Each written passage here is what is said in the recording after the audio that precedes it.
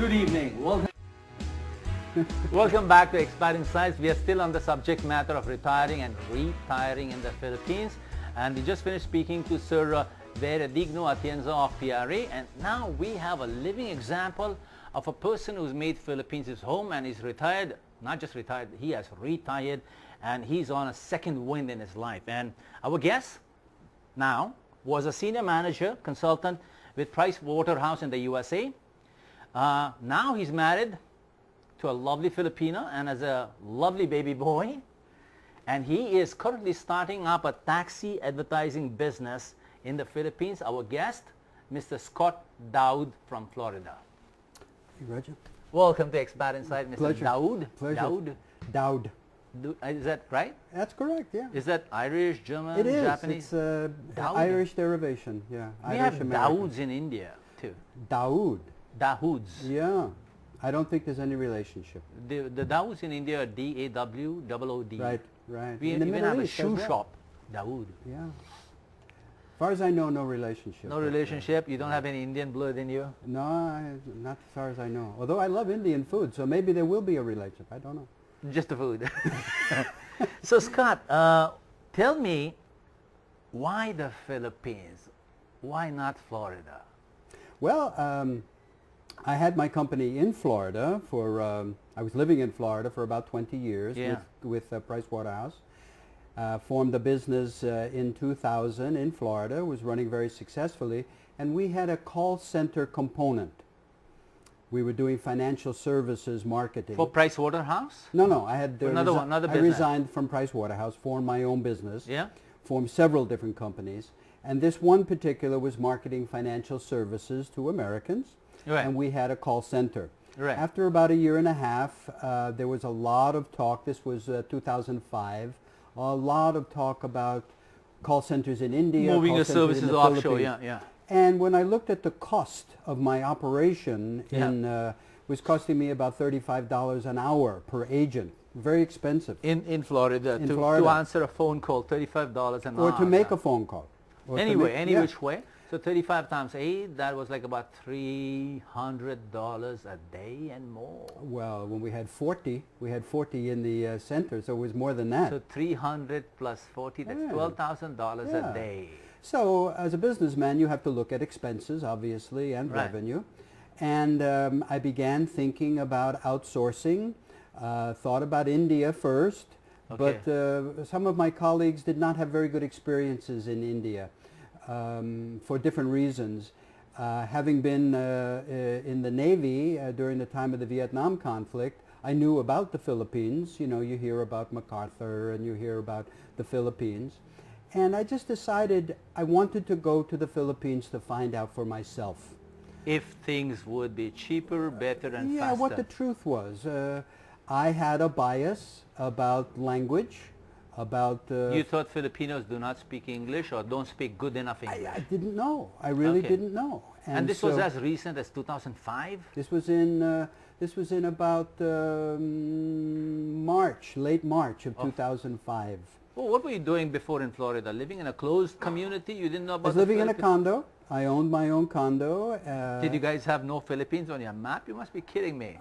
They're in Tampa Bay, the Tampa, St. Petersburg area. Yeah. There are about 3,000 Filipino families. Oh yeah, there you go. So many Filipinos. Right. There are a number of Filipino restaurants, social centers, and so forth. Orlando is full of Filipinos. Very much so. Yeah. And so I had become very familiar with the Filipino community. A restaurant right down from my office was a Filipino restaurant. And so, but I really didn't know the culture. I really didn't know the business aspects of it. So I had been thinking about it for about a month, and I said, you know, I've got to satisfy myself. I need to go there.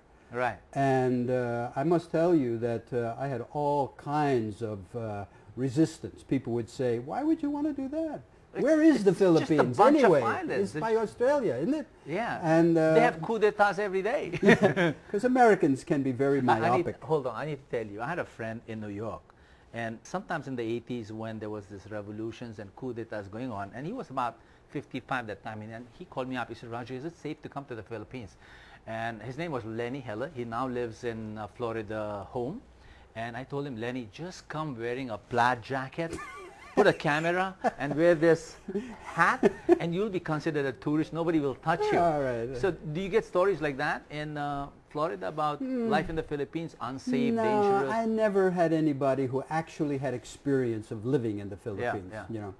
So anyway, make a long story short, I went on the internet. I found PAL Airlines. I bought a ticket, and I just took off for about 8 days. I just took off, let my company be run by my manager, Right. and I said we'll talk every day on the cell phone. And Right. I went to the Philippines, and I knew about I had also made some preliminary contact with some call center owners, call Right. center managers, Right, right. and I interviewed 2 or 3 and saw how it worked. And then they had an audition for me. They had You were a customer. not yet. I Oh, you wasn't- didn't come in as a customer? No, for no, call I centers hadn't again? signed a contract yet. Yeah. So they the second day they had What's that? audition. Yeah, They had 30 agents, men and women, right. and I gave them a script for them to read so they could be familiar with our script. Right, And then they were in one office, I was in another. We had them on the speakerphone. right. And I needed to get through my language bias. You know. were testing quality, clarity, preciseness. I had a checklist accent, of all yeah, things, yeah, you know. okay, yeah. So we listened to the first one, you Yeah. know, and good morning, Jenna Lynn, how are you? Please read the script. Right. And so then she would start, good morning, Scott, how are you? This is Jenna Lynn from First Collegiate Financial. How are you That was today? your company in Florida. Yeah, Okay. that was the script. And in the back of my mind, I'm listening to her voice and I'm going, well, I like the girl. I'm gonna nice marry her. voice. Nice voice. She's flowing pretty good. There is an accent. There is a little bit of an accent. I'm not sure what is that. Spanish? I don't know what that. She's from Cebu. Yeah. And I'm so kidding. by the time we listened, we said she was on for about maybe a minute. I said, "Okay, gentlemen, very good, thank you." And I Yeah. said, "She's great. I like her very much." Yeah. So they Did you came- propose? Didn't propose. Not no, to Jenna no. Lynn. Okay. So then they bring on the next one. She starts the script, and I'm listening and going, well, she's as good as the first one before. I mean, All 38 of they were them. great. I liked them all. Gosh, you were in a quandary who to marry. Yeah. Oh, who to hire, I'm sorry. So we made an offer to 18 agents at Right. that point. Huh? I went back to the States, took care of some business. About 3 weeks later, I came back and conducted the first training, a 40-hour training of those 18 agents. We lost 2, and we started with 16 agents. I signed a call center services agreement, Yeah. and I agreed to pay so much per hour. Do you mind sharing the name of the call center, or It you was, wanna let it pass? in those days it was known as Verve, the Verve call center in the Ortigas Center at Robinson's Tower, Right, right, across right. from ADB, Yeah. and 41st floor. And it was, a very interesting thing happened. I had tests and training that I had done in the States to call center agents Yeah. in the States. I took the exact same curriculum, Yeah. gave it to the Filipinos with tests, and they got a final score. Yeah. And I was amazed. The final scores of Filipinos was higher than the final scores of Americans. So how much did you bring down your cost by? You were at $12,000 a day. Yeah, I dropped my cost by about 60%. That's not a lot yet. 60%. Yeah, off $12,000. That's like about $5,000 a day still. Yeah. That's still, yeah? But the thing was, my acquisition cost of the business dropped by about 60% also. Right. So what I had done, and not only that, Yeah. but what I realized after about a month, our call center in the Philippines was more productive. There were more applications, more business was coming out of the Philippines Right. than out of the States. And I really couldn't understand how that could be. Wow, good And for what you. I found out was the Filipinos for were you. team players. Right. They talked to each other, they That's improved. the reason the business here is growing. It's like Whereas Americans flourishing. are very individualistic. Right. They don't like to be told what to do. It's very difficult to manage and coach Right. because they don't see it as a career. They see it as something they're doing before they get a real job. You know? yeah, just fill in the days. Just fill in Whereas the days, here, it's very, very much oh, a this career. is a career and a profession. This is Hana Buhay. Yeah, very much buhay. so. And I learned that. Yeah. And then I got Filipino supervisors to middle management. Wait, I need some spicy information. Of the 38 that you auditioned, Yeah. which one of them became your wife? I understand you're happily married. Well, I am. We'll go back I to am. the call center business. I adore but my wife. This She's is something wonderful. I need to know. I mean, this is something I like to pry upon. How did this happen? How did, her name's Paz? Paz. How did she audition herself into your life? She had nothing to do with the Okay, call okay, center okay. business. Nothing to do. I was staying at the Discovery Hotel Right. in Ortigas, right across from the shopping mall. Right. And it was a Friday, and I was going back home on Saturday, flying back. Okay. And it was about 5 o'clock at night. Yeah. A friend of mine from the States, actually my real estate agent, who was Filipino, was from Batangas. And he told me, oh, you have to go to Batangas. You have to see Batangas. The beaches, and I said, yeah. you know, Ben, if I can, I will. Anyway, this Friday, about 5 o'clock, I had a horrible headache. I rarely ever get a headache. But Yeah. I had this incredible pounding headache. Yeah. And so I went across to Yeah. get an aspirin powder Right. at the Watsons. Right. And so I did. I took the aspirin, and as I'm coming back across the second level, I see this kiosk, this display for real estate development in Kawayan Cove in Batangas. Kawayan Cove. Kawayan Cove. Okay. And I said, Batangas, I'll look Yeah. at that. So I went over, and Paz was the manager. She was not the one sitting in the kiosk. She and was sitting at a desk, and she had two men Yeah. who were doing the presentation. She wasn't the one who sold you the pill for a headache. No. No, okay, No, okay. no. So I came in, and I was talking to the two men about investing in this development in Batangas. Yeah. And I forget what I had said. I had said something about an educational foundation that I was working with. And Paz looked up and she goes, oh, a foundation. I have a foundation also. And I looked over to see her, and I looked at her eyes and her smile. Jeez. It was all over. Did you hear music? Did you hear birds singing in the background? I didn't Church know. bells? I didn't hear that at the time. Church bells? No, No nothing? church bells yet, but it was like that. Your heartbeat went up. Love like that first sight. No question about it. So that was your first trip. That was about the second trip. That was about this. No, let's see. I came over here in May of 2005. I met Paz at the September of 2005. So several months later. I had made several trips. Yeah. Prior to meeting Paz, you were an active businessman in Florida. What was your personal life like? You married, single, double? I was single. You were single. And there was no personal relationships. You had no attachment? No, I was, you know, when you put your own money into a business and you have to make the business succeed, it becomes your mistress. It's 24/7, it's 7 days a week. Now I know why so many marriages fail. Yeah, People are obsessed with their cars and their business and their golf sets. And so I had partners. I had two physicians who were friends of mine who were investors in the business. Yeah. And so I had a responsibility to my investors as well. And also, you know, if a business fails, it's going to fail in the first year. Yeah. So if you get through the first year, you have a chance. And so I couldn't have it fail. Yeah. And so I put all of my time into it. I had no time for relationships whatsoever. So how's your life today? How's your life in the Philippines today? And how is your life with Paz today?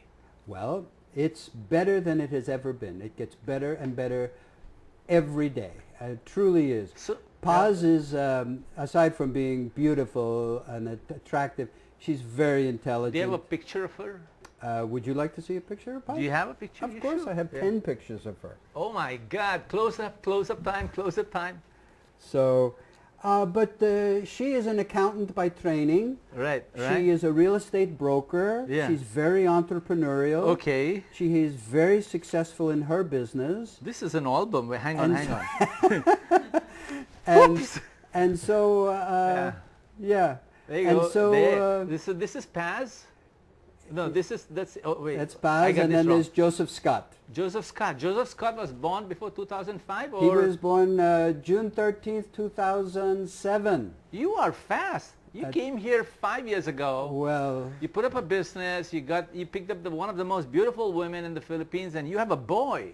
Absolutely. So the Dowd production facilities are on. And we're going to have another one soon. Oh, no kidding. So okay, go ahead, tell me about it. This is Dowd, this is Robert Scott. That's Joseph Scott. Joseph Scott, not Robert Scott. When he was about he looks a lot more like Paz. 8 months old. Can you take a close-up here?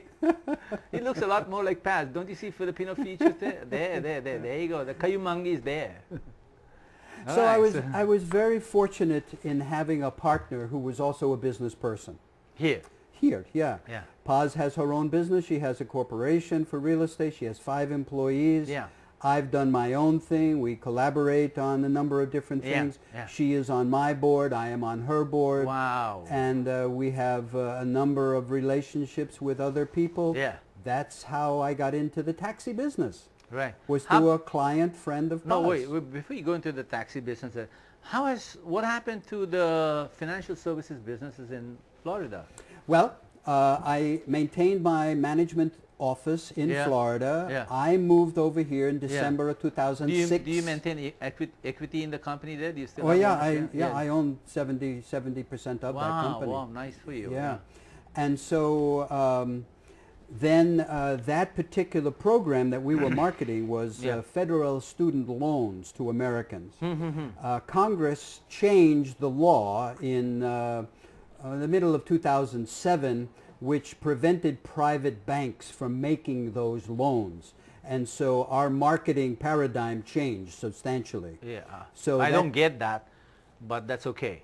I mean, I don't really understand why and how, but that's okay. We can drop it. Yeah, and leave it. and so it wasn't feasible to continue that campaign. Yeah. So we closed that campaign, and we started some other campaigns. I worked with some other clients in the U.S. Yeah. Did some consulting for call centers on marketing, internet, website development, and so forth. And but wasn't very happy with those arrangements. You also sold some insurance a few years ago too. I was involved in financial services and Phil-Am Life. Yeah. Phil-Am Life asked me to develop a Class A marketing system for business owners and so forth, using different kinds of advanced underwriting for buy-sell agreements and key man insurance and so forth. And so we worked on that for about 6 or 7 months with limited success. You have moved fast, and you have moved very decisively in this country. I don't know what the reason for that is, but it's my style. No, it's also probably the impact of having a nice young partner, a significant other. Yeah, it's probably could be. Could be. Yeah. You know, a while ago in the interview that you were having before, you were talking about with Mr. Atienza. Yeah, with Mr. Atienza. I did some research in association with another project, and I come to find out that 50% of all U.S. men over age 65 are single. No kidding. Yes. How sorry they must Either be. because of death of a spouse or divorce or whatever. And these are men who have an average of $2,200, $2,500 income, maybe $40,000, $50,000 in the bank. So there's a market out there. There's a whole new market. And so if they knew what I know about the Philippines, they would come over immediately. Rocking and rolling. Hey, Scott, we have a few minutes left for the show. I want you to tell me about this new business you're putting up, taxi advertising, and give me a profile on it. Give me. Well, about a year ago, I became a partner in a taxi business. I'm a partial owner. We operate taxis. And I became fascinated with the business. Learned the business. But then I noticed there's no advertising on taxis. Like in New York. Like in New York or in London or even in Kenya or Ireland. There's no advertising. Jesus. And I looked into that, and I looked into LTFRB and went over, interviewed with Commissioner Garcia. We talked about the business. Looked at the memorandum circulars for the past 4 or 5 years. So there are no restrictions to it? There are no There were, but it has loosened up. Basically, they started buses with vinyl stickers on buses, and then they expanded that. And I said, why can't we do this on taxis? So I proposed that we would do light boxes on the top of the taxis. When do you start this? We started the business, the research in the business about 6 months ago. Yeah. We finalized our incorporation about a month ago. When do we start seeing the signboards on the taxis? The first boards on the taxis will probably be around the third week of March.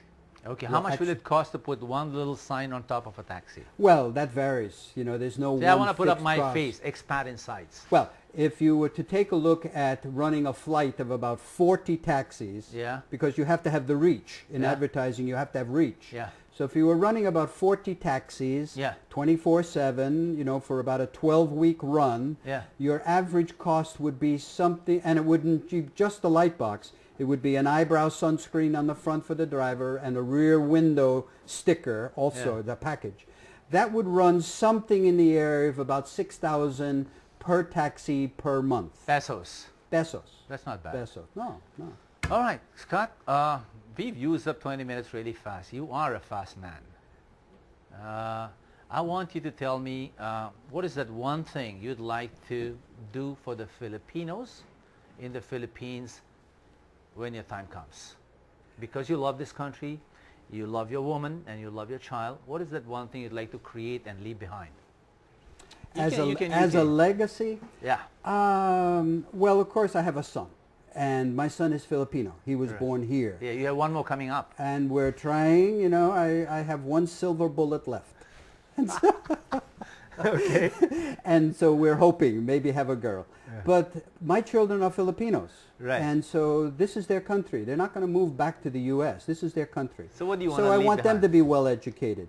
Okay. But also, I want them to make a contribution to the country. Hopefully work in the NGO area. Yeah. I would like to do more work in the NGO area. Yeah. But I would like to see Filipinos rise to the occasion, to realize what their potential is. Okay, what a beautiful country And this I is, think, and how I great think the it people are. leads a lot of mentoring, a lot of coaching, because they just need to see that they can do whatever they want to do. They're world-class people. So that one silver bullet that's left, you're gonna let that work well. I'm hoping we're going to shoot that bullet. All right, it's been a pleasure having you, Okay, and right. you have retired your life, haven't you? Yeah. Just reinvented myself. All right, thank you very much for being on Expat Insights. It was wonderful having you here. Pleasure, Raju. Pleasure. So ladies and gentlemen, that was retiring in the Philippines. I'm your host Raju Mandhyan. Next week we have Mr. John Daniel Casey from the Australian New Zealand Chamber of Commerce. So keep watching. Mabuhay and good night.